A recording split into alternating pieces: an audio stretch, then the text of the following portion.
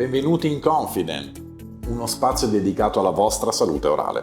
Sono Marco Nunziati, direttore operativo di Confident Studi Dentistici e mi occupo da anni di gestione di pazienti di studi odontoiatrici. I valori di Confident nascono dall'esperienza decennale nella costante ricerca della soddisfazione del paziente.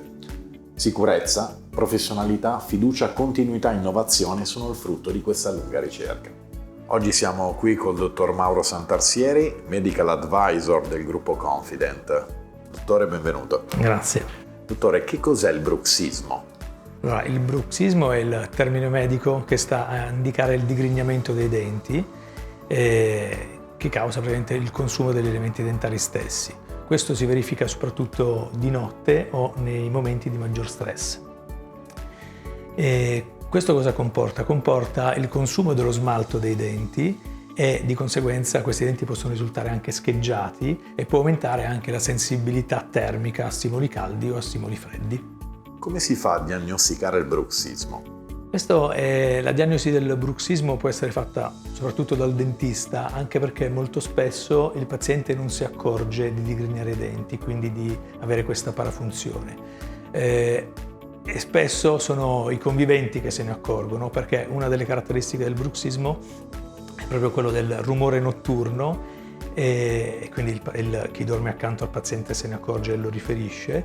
E poi anche dei dolori la mattina, dolori ai muscoli masticatori che il paziente può scambiare magari per mal di testa, e a volte possiamo notare clinicamente anche dei morsi all'interno delle guance. Qual è la soluzione a questo disturbo? Allora, noi possiamo risolvere alcune problematiche legate al consumo dei denti con l'utilizzo di un bite.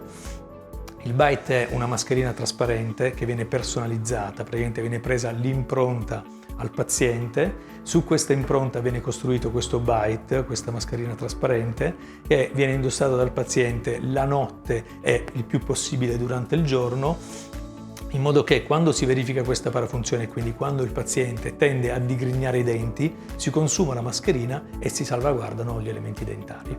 Ringraziamo il dottor Mauro Santarsieri, Medical Advisor del gruppo Confident. Grazie dottore. Grazie. Per queste risposte su un tema così interessante. Per tutto il resto delle informazioni siamo sempre disponibili in tutti i centri Confident. Noi ci vediamo per il nostro prossimo argomento.